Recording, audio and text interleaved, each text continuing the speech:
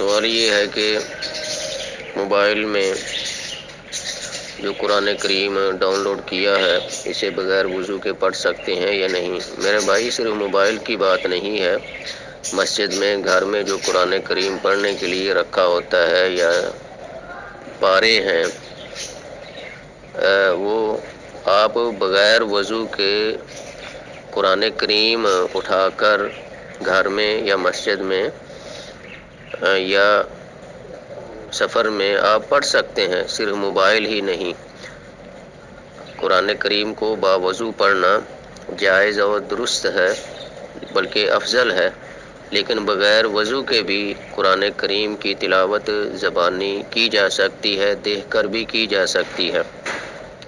آپ اس کی دلیل پوچھیں گے تو دلیل اس کی یہ ہے کہ جو صحیح بخاری میں حضرت عبداللہ بن عباس رضی اللہ تعالیٰ عنہ اور حضرت عائشہ رضی اللہ تعالیٰ عنہا کی بیان کردہ حدیث ہے، اس میں یہ ہے کہ آپ صلی اللہ علیہ وآلہ وسلم رات کو جب سونے کے بعد بیدار ہوتے صبح تہجد کے لیے، تو آپ صلی اللہ علیہ وآلہ وسلم اٹھتے، اپنے بستر پر ہی بیٹھ جاتے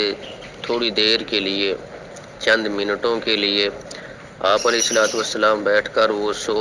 سونے سے اٹھ کر جو دعا پڑھی جاتی ہے یا دیگر دعائیں ہیں وہ پڑھتے، سب سے پہلے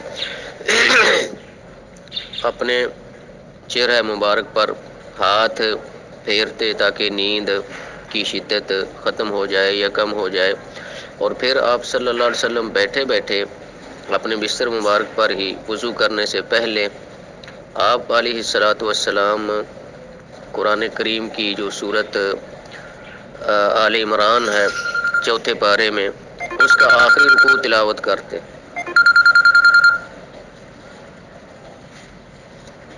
قرآن کریم کی جو سورت آل عمران کا آخری رکوع ہے، ان فی خلق السماوات والارض واختلاف اللیل والنہار لآیات لأولی الالباب،